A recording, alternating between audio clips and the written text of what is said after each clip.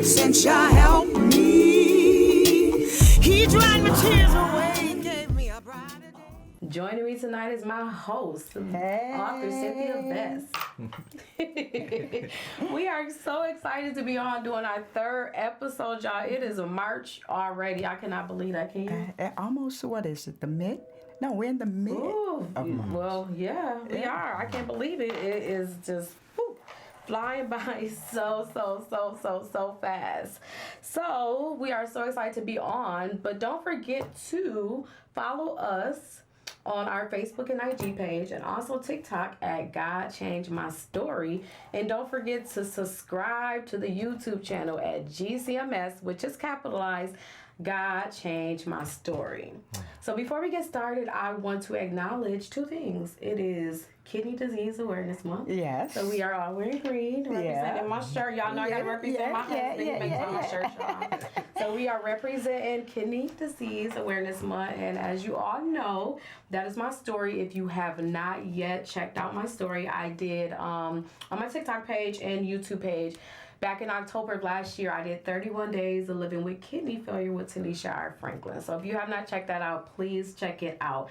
And also, I want to talk about it is Women's History Month. Yes. So that is awesome. One person I brought up, I don't want to name a whole lot of people, but I was at my son's school the other day for conferences, and I'm looking at all the posters, and I told him, I was like, do you know who FloJo is? Uh-huh. And I was like, look her up. He was like, who is FloJo? Look her up. I was like, I don't see her on other pages. I was like, tell somebody about her. So she was a track star. Yeah. And she passed at the age of 38, which is really sad, very young. Very. But I just remember her long nails. Like, I was so fascinated about that. But I also want to just give a shout out to all the women entrepreneurs. Yes. That are doing businesses, and all of the women authors. I know we have male authors too, but all the women authors, since it's Women's Month, you know, I love the authors because I'm an author myself, and so are you. Yes, ma'am. Yes, and ma'am. entrepreneurs. So Yes. let's get on with tonight. We do have a guest speaker we will introduce shortly. So before we introduce our guest speaker, we want to get on that we are going to have a topic tonight, as always, right? Yes. So our topic for tonight is going to be, you cannot serve two masters.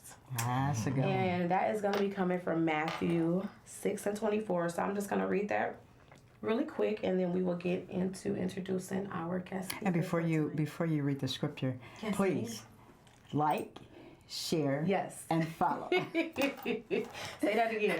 Like, share, and follow. So let me get into the scripture so that we can get into the word for tonight. Well, our guest speaker, first, and then we're going to touch on the word tonight. So the topic. So I'm reading from Matthew 6:24. It says, no one can serve two masters, since either he will hate one and love the other, or he will be devoted to one and despise the other. You cannot serve both God and money.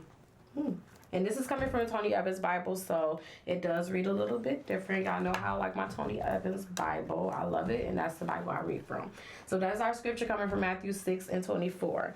So let's get into our guest speaker for tonight. So let me read his bio. So y'all, if I mess some up, y'all just flow with me, okay? Flow with me, or my co-host can just correct me on it. So this amazing, wonderful man of God is on tonight to tell us about how God changed his story. He served as a United States Marine, and then he in the Army National Guard, right? Okay, let me get that right. And is rated a veteran. He worked as a full-time firefighter. He started a young men's mentor program. Right. He also worked at every level in the education field for over 20 years that covered Hawaii, Michigan, and Barcelona in Spain. That's amazing. That's really amazing. He shares 3 amazing children with his wife, Melisha. Okay, just want to make sure I get that right.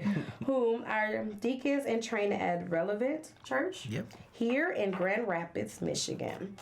He has his own soccer development program. This is amazing, y'all.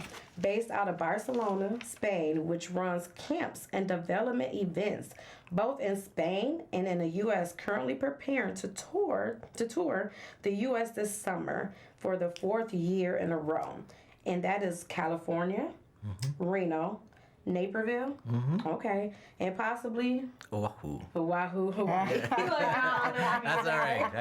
I got Can you. you say that again? Oahu. Ooh, I like it.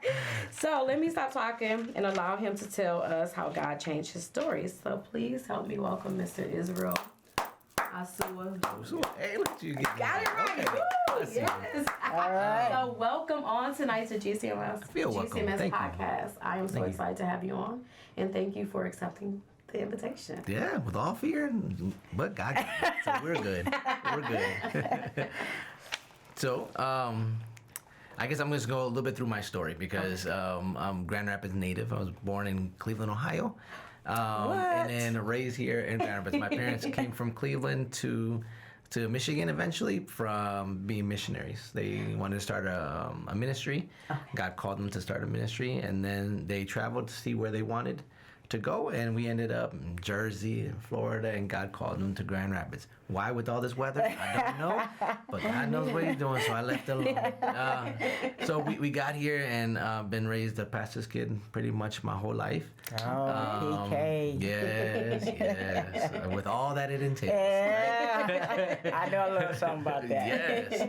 So rode that. I think around 17. I mean, like a good old pastor's kid. Around 15, 16, I started to backslide. Got taken off. I played every instrument in church. You know, did the thing. Mom sat me down because I was being me. And then around 17, I graduated from Grand Rapids Central. Okay, Summer Central. school. Oh, you're Summer around. school. Yes. So I went to Ottawa. Yes. My husband went to Central School. I'm a polar bear. Question over here. You a polar bear? Polar bear. Man. You got a little bit of everything up here, right? Yeah. Polar bear. I was an Indian. Now it's I forgot what band.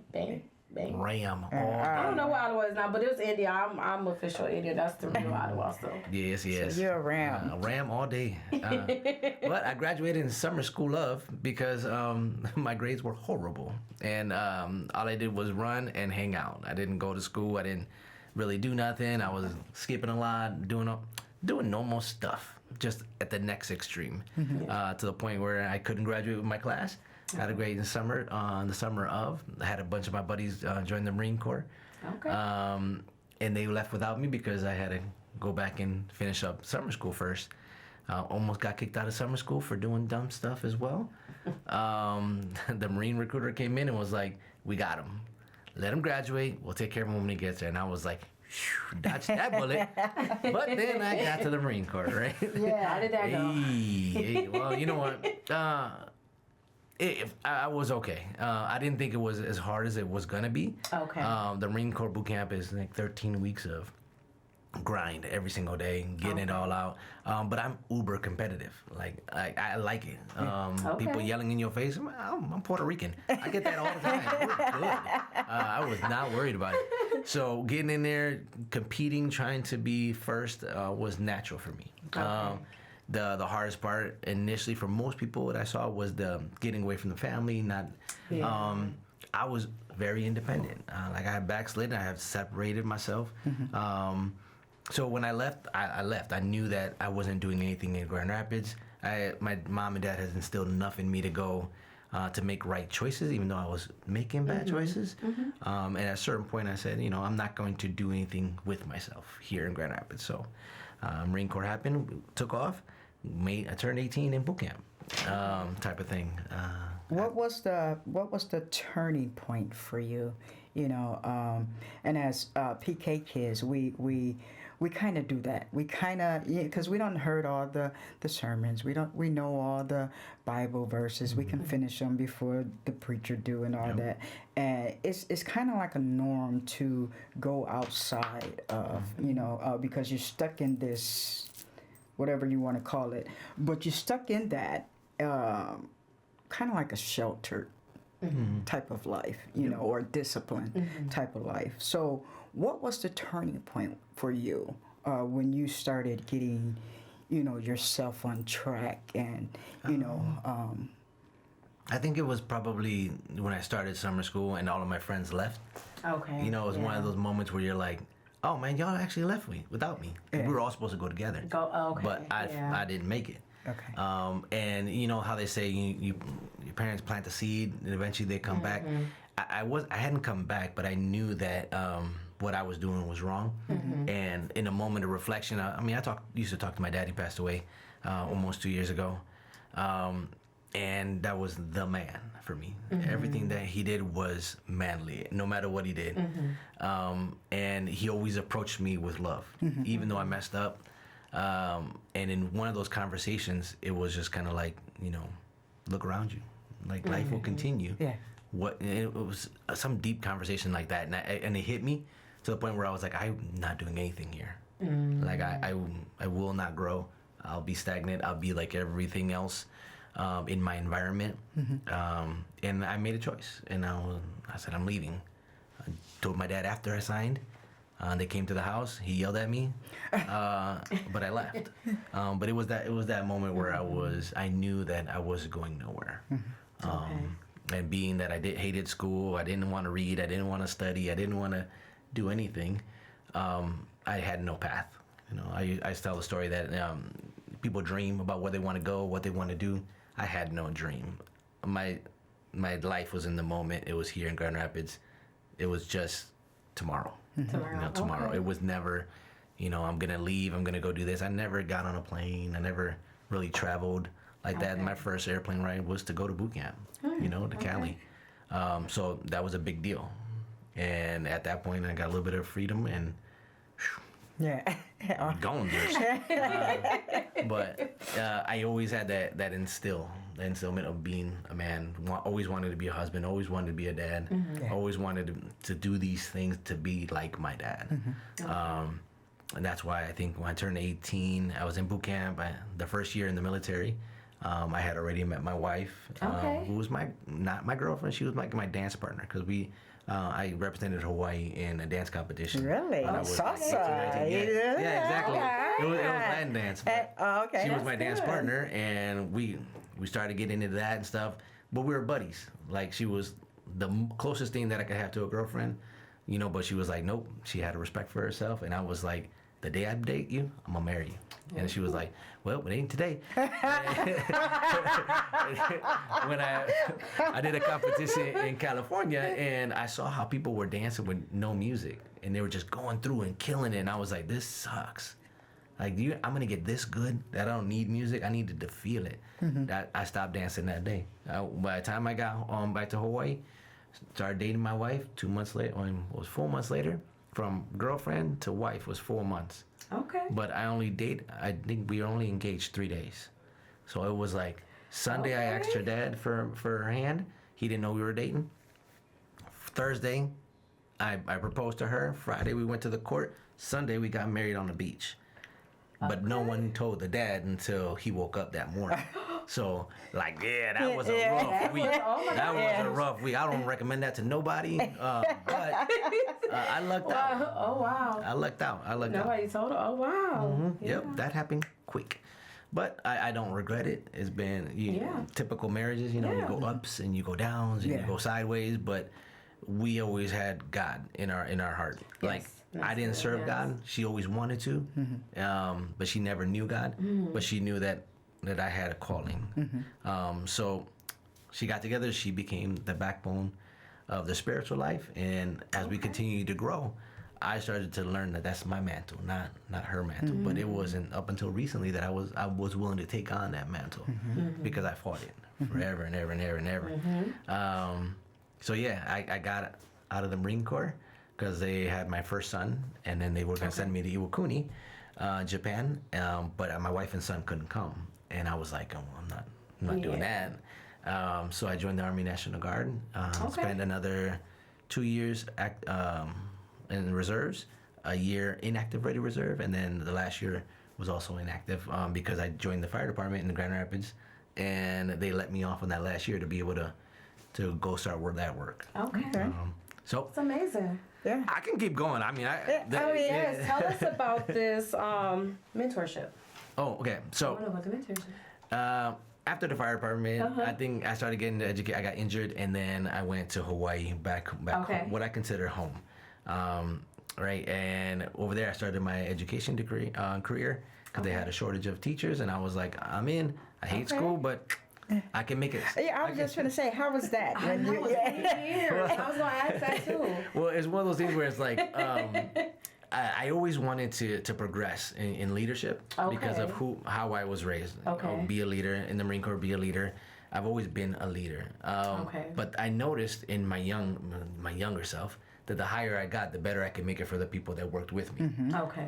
Because as much as you take on from everyone else, the higher you get, you can kind of shelter the people under you and protect them so that they don't have the same experiences that you do. So I kept wanting to climb. And when I got into I was working at Starbucks as a store manager, I got tired of making coffee. I was making decent money, but the teaching, I was like, I hate school, right? I don't want to read. So you know what? I'm going to go be an English teacher. Because the two things I don't like to do, but at least I can make it better for them than what I had. Yeah. Right. So I try to take the content and make it as alive as possible so that they would want to learn, they would want to read. And I would tell them, you got to read this whole book. And then, did you read it, Miss Ausua? Yeah. No. I was like, how did that go? Did you read it? Yeah. Not always, but So did you get the little clip notes for the book? sometimes. Or did you make them read it through class? I know some of them you got to read it through class. There we go. We read it together. We did. 'Cause Okay. I was dry. But I got to the point where I can teach and I can make it entertaining. And then I taught math, and then I taught sciences.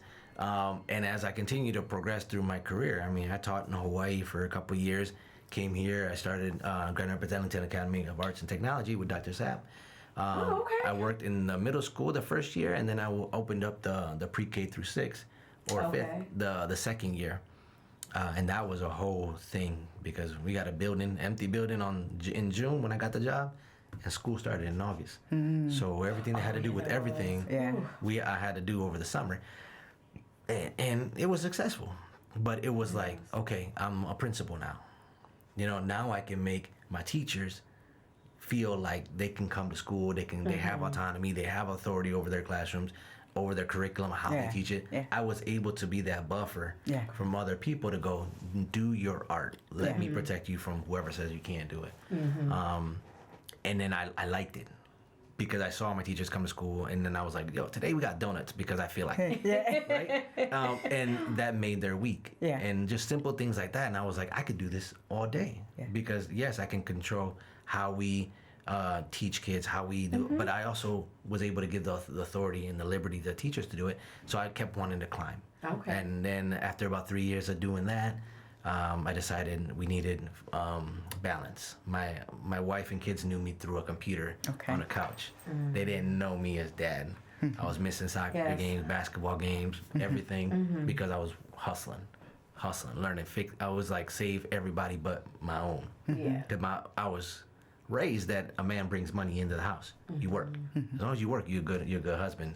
But then the more I grew up, the more I realized my family needed more than just my money and my stuff. They needed my time. So we ended up moving to Spain and got open the door there. We took off, and I told my wife, I was like, I applied for 2 places, Barcelona and Texas. I know nobody in either one, but I don't want snow and I want to go. And I left it in God's hands. They ended up hiring me and her to go there. We worked there for 9 years. And I found that balance. I was able to go every soccer practice. I was there to go every conference. I was there. I was present. Yes. In cold days, I was still outside watching my kids play, going, this is freezing. I can't believe I'm out. But I was there. Yes. But then when I was in Barca, I was an English coordinator. So I was able to change the way they do English because they have it as a second language, but it's primary. So they got Spanish and Catalan, but they also have English. So I was able to restructure their whole program to be able to give those kids a real experience of how to learn English. That's amazing. And I had like a 99.8% rate of I forgot the word. Well, because there they have certificates. And every level that you get a certificate. So the higher level that you get, the more prestigious your school becomes. So I took my school from the second lowest to the highest level of English that they could get, and at that one, those certificates were 98%. That was amazing. So it was, but I was able to do it my way. I was able to. My class was controlled by me. The kids loved coming to school. They loved learning the way I felt like I should have ever learned. I was on top of tables. I was laying on the ground. We were rolling. We were like, everything was very rambunctious, but the learning that came out of it couldn't be disputed, right? Yeah. And it's always been like that. And then when my dad got very ill, we decided to move back. God closed my door over there because I wasn't going to come back. And then he opened a door here in Grand Rapids Public for me to go and be an assistant principal at Westwood, where I went to school. Me too. I went to school there. So it was fire because I love that school. But, you know, everything is seasonal for me. Yeah. That season ended for me. And that's how God deals. Yes, you know? God deals in season and in time. And so, for me, looking at where you are now and where you started, you know what I'm saying? That's phenomenal. Like, that's a story in and of itself. That's God changed my story moment, because here it was, you didn't want no parts of school. You know what I'm saying? You didn't want to read. You didn't want to apply yourself. You didn't want to do the work. You know, you were skipping class, and you're not the first. I skipped class at, you know. But looking at what came out of all of that, I'm reminded of the scripture, Jeremiah 29:11, and you probably know it, right? For I know that I have for you the plans to prosper, give you, you know. So, man, that's phenomenal. It is, and like I told you when I first came on the pod, I was like, I don't know what I'm gonna talk about because I don't think I have a real story. You do. Like, even when you said that, it was like, you know, the ability to even just dream. Like, I didn't have a dream, and then it wasn't until recently where people are like, "Why are you applying for this job? Like, you're not qualified." I'm like, I got the paper. Like, I got all the experience, all the stuff. I got it, but I refuse to sit in the now and go, I'm just this right now. No, I'm gonna try. You can tell me I can't get it. And that was a dream. You just wasn't aware of it. You know, it was one of those things where a seed was sown and deposited, and Scripture talks about one plants, one water, but God gives the increase. And so the dream and the vision wasn't visible to you back then. But he knew the way that you was going to go, and it all lined up. And now you are teaching kids when you didn't want to be taught yourself. And it's not just here. It's not just here. That's like amazing. Like, when I first met him, it was just a meeting for my son. And I don't know how we got on it. I think we were just talking because every time I go to school, I know, like, some schools have God in it and some schools have God, but I let them know my son knows God. I teach my son God. So he might say some things, but this is what it's about. And then he started talking about being a PT. Kid, I think our meeting I was like, are you going to get your, I got to go. But it was just so amazing. I'm like, hold on, let's get to what we came here for. And then talk about it. But it was just so amazing to hear your story. And, like, sometimes we feel like these books, I felt like it was nothing. I was scared. That one took me like 20-some years to write because it was just like, I'm scared to write this story. I don't want people to know what I've been through.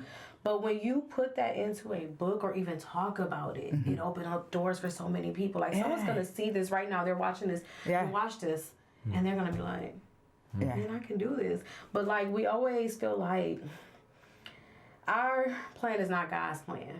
Like, God knew what he had in store for you. He knew you was going to do this. You didn't. But it took for you to go away. Like, I'm going to the military because I hear a lot of people say they go into the military or the Navy, they get to think about things, what they really want to do. And, that too. And you know, I hear that too, yes. So that just opened up so much more for you. But not only that, but you are teaching these kids the way that it's fun. You don't see that. Like, I had a couple teachers. Who's your best teacher? Oh, I had one teacher. His name was Mr. Canny. He used to just talk to you. And we loved going to his class. Like, it was English. I didn't like English either. I did good in English. I did not like it, but I loved going to his class.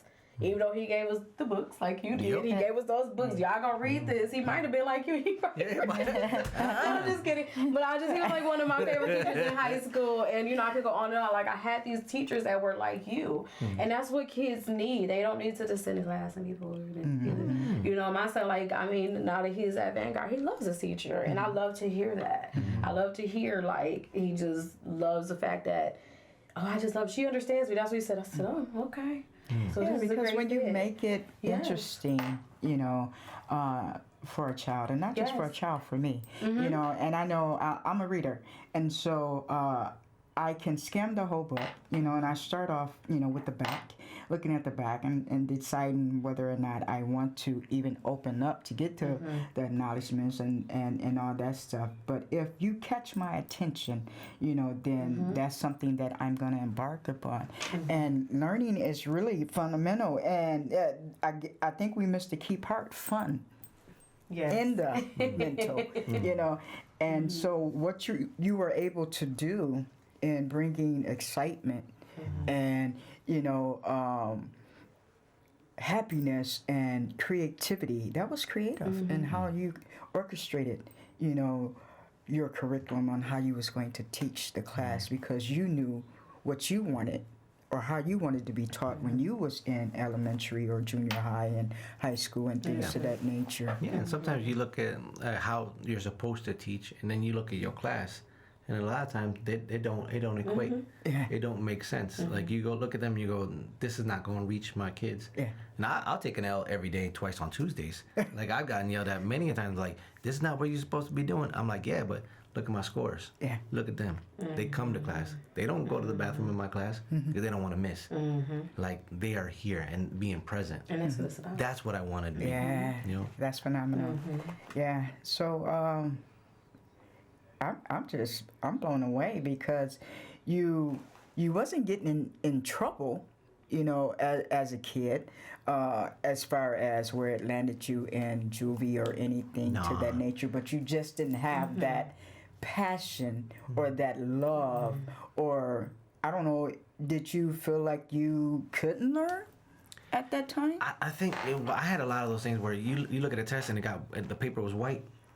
That was me all the time, but then I didn't want to read, so the paper was white. If I saw a math problem that had too many words, I was like, nope, 2, B on everything. I didn't have that teacher that would give me more. Okay. Right? Okay. That got me hooked on something. So I just flew under the radar as far as I could. As far as you could. And just get through each. What do I need? A D to pass? Gotcha, my gosh.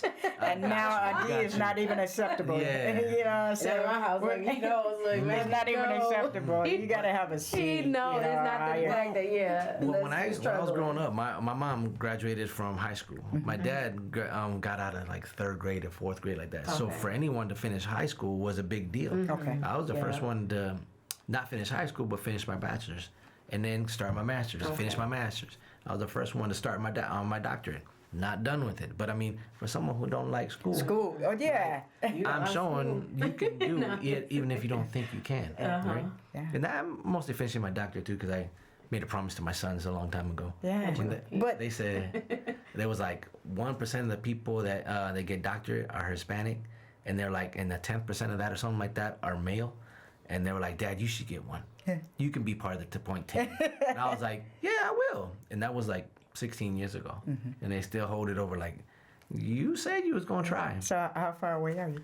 Oh, I mean, I'm back in the starting again, because I started it before I left, took a bunch of classes, went to Barcelona, been gone for so long, those credits don't count, so they make me run it all over. Yeah, that's okay. I would love to hear your dissertation when you get to that point. It's a doozy. I've already started thinking about it. Yeah? Yeah, because there's a thing, instructional leadership is what the schools are really pushing. They want a leader that can teach everybody. So you should be able to teach your teachers content, but you should also teach your deans the content to teach the teachers. And in my mind, that's not how education works, because you're an expert in your own classroom. Right. I should be able to know what you're doing, but I don't have to tell you how to do it. Right. I should give you the freedom to learn. Right. My deans should know how to do that. Right. My job is to make it accessible to everybody. How can I make it so that your art comes through and the kids can learn, right? Same thing, thinking the same philosophy. So mine is more of a distributive leadership. My distributive leadership means I'm the principal, but I'm gonna give you a piece of my principalship, so you can take it and run. Give you a piece, and that distributive leadership goes around everyone. So it's not Ausua awesome. running a boat. Everyone's running a boat because we all want to see it succeed. But the more you give away, the more you entrust that other people will do that without micromanaging. Right, So, right. my whole thing is instructional leadership is dead. I think it's gonna hit a lot of people because it's the fad right now. Everybody wants to be experts. I don't think it's really dead, and you just hit it. Everybody wants to be expert, but if you ride your lane, you know what I'm saying, and you just said the key word, micromanage. I don't like to be. You don't have to micromanage. No. You know what I'm saying, because if I know what it is that I'm supposed to be doing, and if it's clear to me, and I have a vivid, you know what I'm saying, sense of, you know what I'm saying, the role, what it is, this, that, and the other, then I can apply it. You know what I'm saying? And that's one of the hardest things, I think, when it comes to, you know, leadership and teaching, is the application part. You know, so I can't ask something of you that I'm not doing myself. That is great. That's the big part. See, I never ask anyone if I've done it all. And like I said, 20 years, I've been the janitor, I've been the guy holding the sign at the crosswalk, I've been the teacher, I've been the para, I've been the interventionist. I've done it all. So I wouldn't ask them to do something I couldn't do. Right. But then I also would let them do it. Right. Because I don't need to be there to babysit. Right, or stand over you and tell you, no, you're not doing that right. Hold the sign this way. No. You know what I'm saying? But I want to hold it this way. It's still telling you to stop or go. You know what I'm saying? And it's not to say you don't hold people accountable for like missing the vision. That is, you can adjust so that they're back on track with the vision. Yeah. But you don't take away who they are. Yeah. That The is people correct. are And I so think much more that's productive. all over, not just in education. Right. Even so, like I did like call center work and all of that, and same thing. I worked my way from all the way up to the top, and I think it was my job. I think that was just God's first time showing me where I was going, because I thought I was going to stay there. I was like, oh, I'm at the top now. I'm the manager and all this, but I did the same thing. I was teaching them like I'm not going to be here forever. You know, I was like, I'm training you guys to take my job one day. I'm going back to school. Yep. You know, and when I got let go from that job, they said you were quitting in 2015. I said, I am. What? So you're just playing? I said, no. Who wants to work here the rest of their life? I said, I'm going back to school. That's what I told them. So it's not a lie. So you're firing me because you're saying I'm planning. Like, yeah, I am planning. I'm planning to leave so one of them could take my position. I said, isn't that part of being a leader? Yep. I said, growth. I'm not going to sit here and what if something happens where I got to go and leave? Who's going to run the building? You know, they all going to be confused. They ain't going to be able to call me, you know. So I think that's all over. And two, I've experienced that. When I was, I don't know, I think it's when I had my son, when I first started working, I said, you know what, Lord, I don't want to work for nobody. I want to work for myself. And I want to bring in people to teach them things, not to just be the boss. I want to teach them things. That's like what I want to do. Like, I just want to show them that there's more out here. Teach them more about God. Teach them more about, you know, because a lot of people don't know. Yeah. You know, I didn't know my mom, she met my dad. I said, Dad, that's when we got into church. But I still didn't really learn it till I got to New Life. When I had my son, God sent me back. When I got pregnant, I was like, I ain't going back. You know, because church people, that's the experience I had. Not to talk about nobody, not pinpoint. But that's the experience that I had. But God said, I didn't see you there for the people. Right. I sent you there for the leaders. And I had to get under leadership to really understand who he was. I knew he was real, but I didn't know the relationship. You didn't I have that now. personal. Yes, Yeah, like you didn't nobody have that can move personal. me. I'm telling you, like I'll just be so like I'm happy. I love God. Like it's just amazing. Like people look at me now, like you got this going on. Like God is good. You know, like I'm waking up. You know what I'm saying? I still got all my limbs. I ain't had a transplant yet. And they told me by the time I was 35, no, by the time I was 30, I'd be on dialysis. I'll be 44 this year. So you can't tell me God ain't good. Yeah, all I got the 2 time. kids. I've been a type 1, fighting type 1 since I was 10. Yeah. And I hear people say, I can't have kids, I'm type 1. I don't have that story. My kids are born early, but look at them. They healthy. And that's what was created. God changed my story. Yes. And so sometimes here to tell it. and you're Yes, here tell to that tell story. it. To tell it. Yeah. Tell it, because that's phenomenal. I didn't know. I did get your bio, you know, and I read it over, and I wasn't anticipating, you know what I'm saying? I'm like, okay. I wonder, you know what I'm saying? But I just knew it was more tool, you know, just you know, snippet that we got in reading, you know, what it is that you do and who it is that you are. And for me, I was a bad kid. You know, I'm the youngest out of 7, and I was always in trouble. I was always getting a whooping. You know what I'm saying? In the principal's office. I got whooped at Central's principal's office. I got whooped at Westwood. I remember the door of the principal's office closing and me going, oh, it's it. Okay. Those were the good old days when they could chest, and then you got it when you got home. Yes. You know, so I remember that For long, embarrassing long. them. You made me do that. Right. You could've I'm waited. here embarrassing my name and all this. Yeah, absolutely. So I've been encouraged just by hearing that. You know, I don't get too many people that are willing to be honest about, no, I ain't like school. I'm a bookworm. So, you know, for me, learning and knowledge is power for me. You know, I'm a wisdom junkie and a knowledge pursuer. So I'm forever got my head in a book or reading this or reading that, things to that nature. But to hear someone actually say, nah, school wasn't it for me, you know. It ain't it for me. Right, you're a master, almost, you know, got your doctorate, and it still ain't it for you. Come on, man. But the thing is, like, I continue to pursue because I know I can make a difference. I can make change. I can make it so that education can be different. That's why I keep aspiring to go higher. I want my doctorate so that I can get an assistant superintendentship one day, or a superintendentship in my whole district, and just be like, this is what I can help change this district. That's the ultimate goal one day. And you don't see a story in that? You don't see a book? Maybe. When That's the story. God opens that door, I think I'll be like, wow, like for some, and I'll say it when I'm there. You know, I shouldn't be here. This is not who I am. But this is what God's opened the door for me.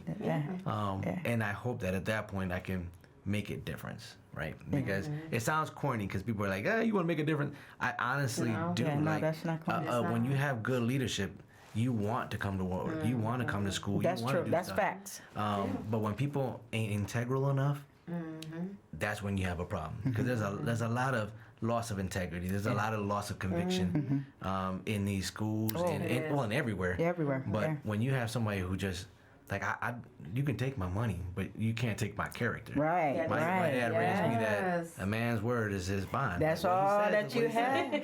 So I don't mind being right and being wronged.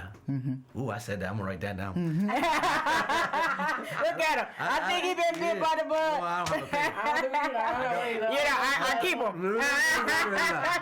I keep him. Look, I hear me right now. I'm over here. Being right. I thought you was out here like, you're over here stuck. I didn't even see you. Look, you think I'm playing? That was good to me. That preached to me. I don't mind being right. Go back and see me. Even though I've been wronged, I'm keeping that. That might be a title of my book. That's what I thought. That's what it is. There you go. We don't birth it. There it is, right there. Look at that. Texting you like, Look how God worked, man. All the That's time. a good one. I'm gonna keep it. It is. yeah, you don't have to keep it. That's that book title. TM trademarked. Absolutely. Absolutely. Oh, that was good. Hurry up and do it before somebody take you, because we go live. Oh yeah.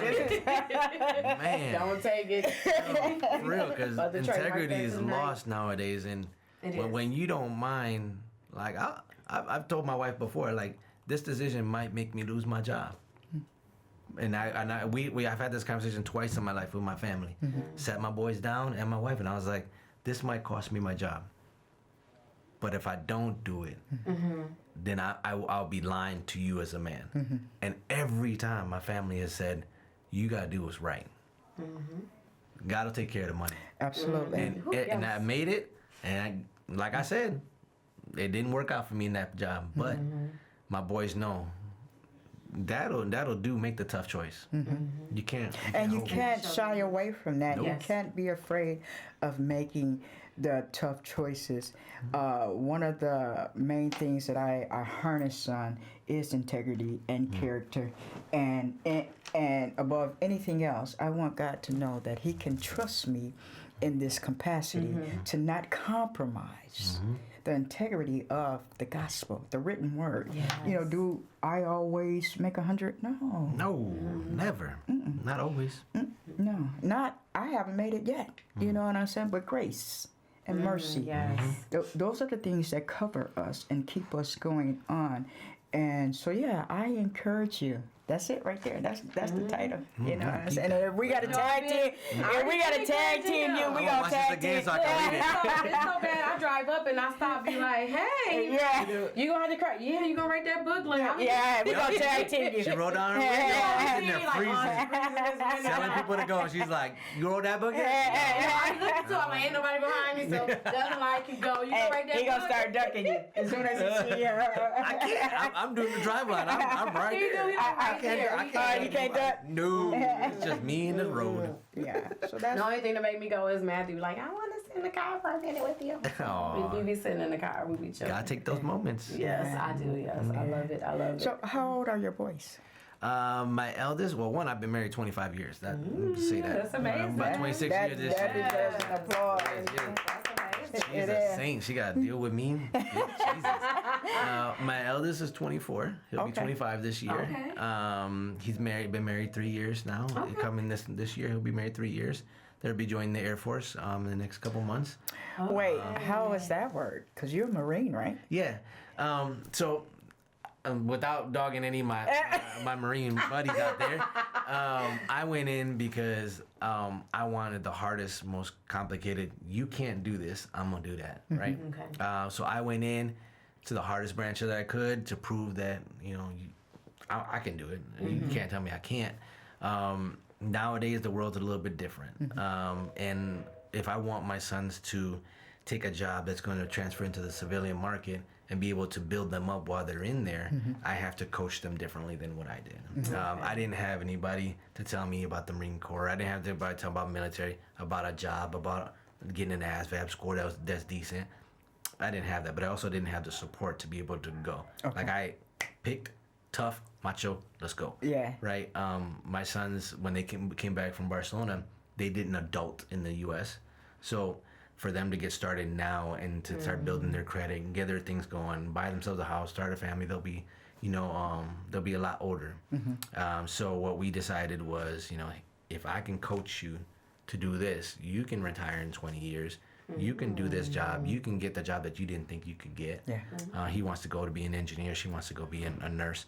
So I was like, you can do that in the military. You can get those degrees. You can get those certificates, and you get all these benefits as well. Yeah. So I've been coaching them. They're in the process. God willing, by the time this thing airs, they'll be have their orders to go to boot camp. I have twins that are 21. Okay. One's a welder in Hawaii, back home, and then one lives with us here. He's studying to be a mechanic. Okay. But depending, God willing, he marries the girl that he's with right now. We don't date to date. Yeah. In my house, I've always dated, taught my sons to be husbands, so they date to marry. So they've only had one other girlfriend other than the one that they married. That's just how I raised them. You don't waste nobody's time. You don't.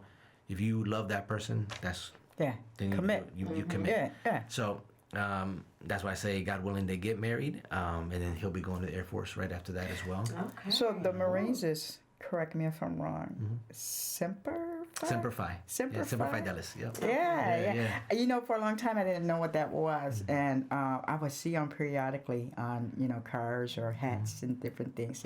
So I said, "What is Semper Fi?" So I looked it up, and I found out that it's connected to the Marines. You know what I'm saying? So you got a son that's going into Air Force. So like those are the Navy, the Air Force, the Marines, the Armies. You know what I'm saying? So each one think that they're greater than the other one. You know what I'm saying? My oldest, he wants to go to the Marines. I think it's the Marines. He wants to go to the Marines, and he's been talking about his son's high school. He'll be 23 in May.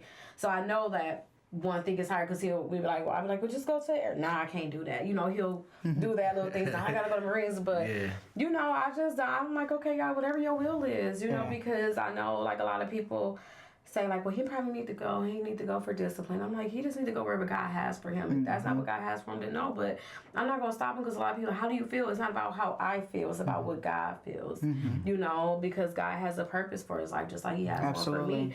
And that's like how I started the book. You know, I started the book in the midst of he was going through mental health, so it took my mind off to focus on this book, and then also write the last couple chapters in that first book to talk about how it felt as a parent to have a child going through that. So that's one thing, and I know it held him back a little bit because he had to get like letters and stuff from like his counselor and things like that.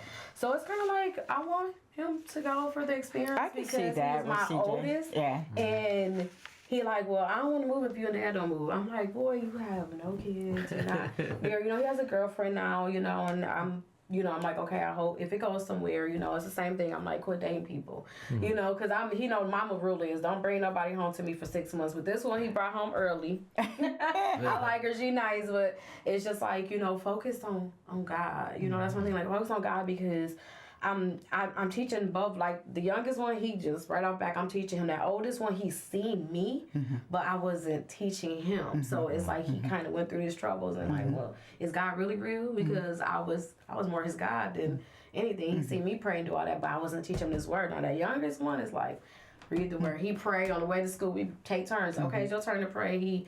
He'll pray. He do all that. I anoint his head. He has a powerful name, Matthew. You know what I'm saying? He does. I came from his dad's ass. It had to have meaning, and he is strictly that. Like he is.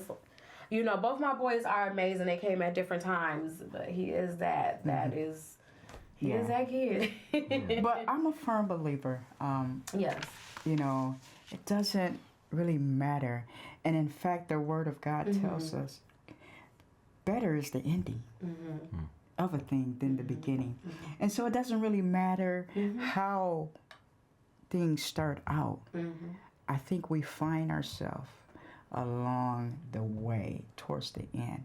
And I'm a prime example.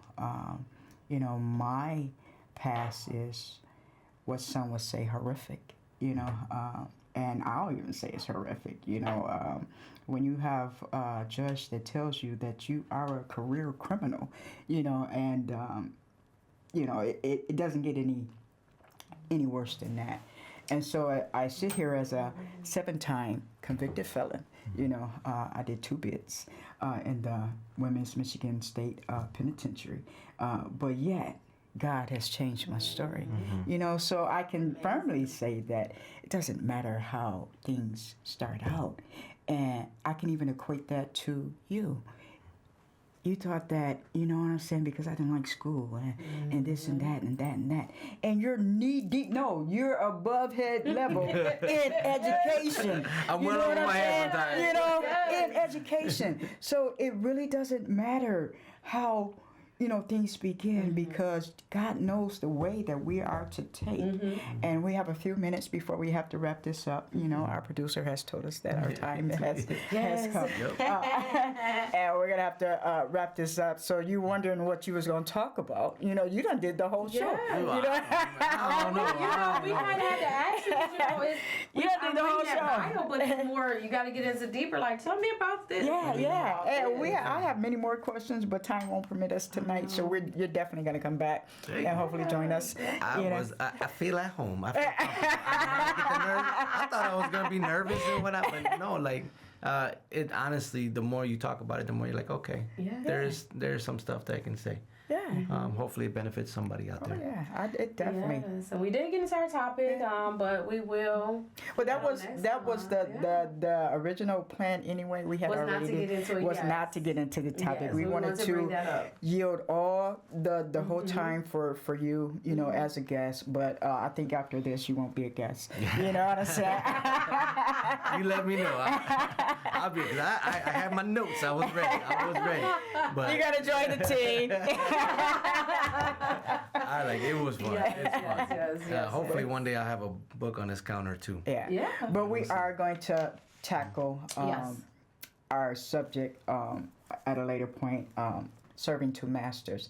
You definitely can't serve two. The word of God is true. You're either going to love one or hate the other. And I'm a living witness because I straddled the fence. You know what I'm saying? So I'm tripod. I was raised in the church. I'm very knowledgeable in the street, and then I have book knowledge. So you know, I'm a 3-part 4. But you can't serve two masters. And God is such an awesome God and a jealous God. He's not going to have anyone before him. And so before we end, I want to give you the opportunity to, what would you tell the people? You know, as hard as it really is, you have to trust God. Like, it sounds corny, it sounds cheesy.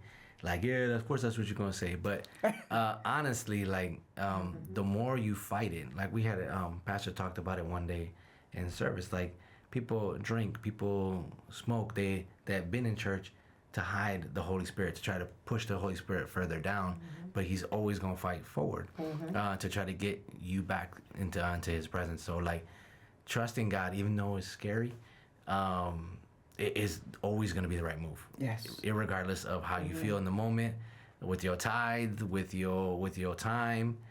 You never have enough time. You never have enough money, but time is limited. Absolutely. Okay. It is. Money will be forgotten. Time is limited.